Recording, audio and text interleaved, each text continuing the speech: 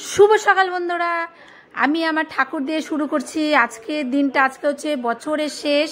আমি এই যে অনুকূল ঠাকুরকে পুজো দিয়েছি। এই দেখো আমরা এইভাবে পুজো দিই ঠাকুরকে, মানে আমরা একটু ছাতু দিয়ে পুজো দিয়েছি। ছাতু দিতে হয় আমাদের মধ্যে। ছাতু টাতু দিয়ে আমার সকালবেলা স্নান টান করে ঘরটার মুছে পুজো দেওয়া হয়ে গেল। আপনাদেরও মনে হয় নিশ্চয়ই সবাই স্নান টান করে পুজো দিচ্ছেন। সকালবেলা এই যে মেয়ে আর সোনুর জন্য হচ্ছে একটু ম্যাগি বানানো হলো, ওরা একটু ম্যাগি খাবে। আর এটা হচ্ছে লাল চা আমার জন্য। আমার শরীরটা প্রচণ্ড খারাপ, আপনারা জানেন তো, যারা যারা আমার ভিডিও দেখেন। অলিকার প্রচণ্ড শরীর খারাপ। আর এই যে আমি চান টান করে ওদের জন্য ম্যাগি, আমি এই যে পুজো দিয়ে নিলাম।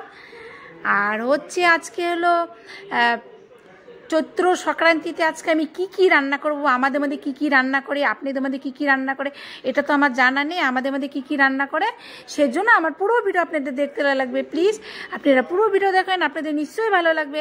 আমি শিলিগুড়িতে থাকি।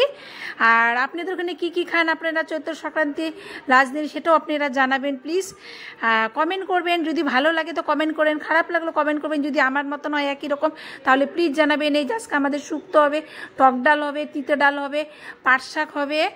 আর হচ্ছে এটা হচ্ছে আলুগুলো ডুমডুম করে কেটে রেখেছি। এটা হচ্ছে আমি একটু মটর ডাল দিয়ে মুগ ডাল মিক্সড করে একটু লাউ দিয়ে একটু হালকা করে বয়েল করে কুকারে সিদ্ধ করে নিয়েছিলাম।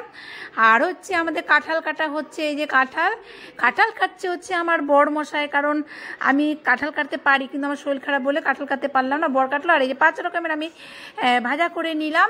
আর এই যে আমার ইঁচড়ের তরকারি হয়ে গেল। আমি ইঁচড়ের তরকারি বলতে পারেন, কাঁঠালের তরকারি। এই যে টক ডাল আর হচ্ছে এই যে তিতা ডালের মধ্যে আমি 2টো সজনা ডাঁটা দিয়েছি আর করলা ভেজে দিয়েছি। আর এই যে আমাদের ভাত। তাহলে আজকে আমাদেরটা কেমন লাগলো প্লিজ আপনারা জানাবেন। টাটা, বাই বাই, রাখছি।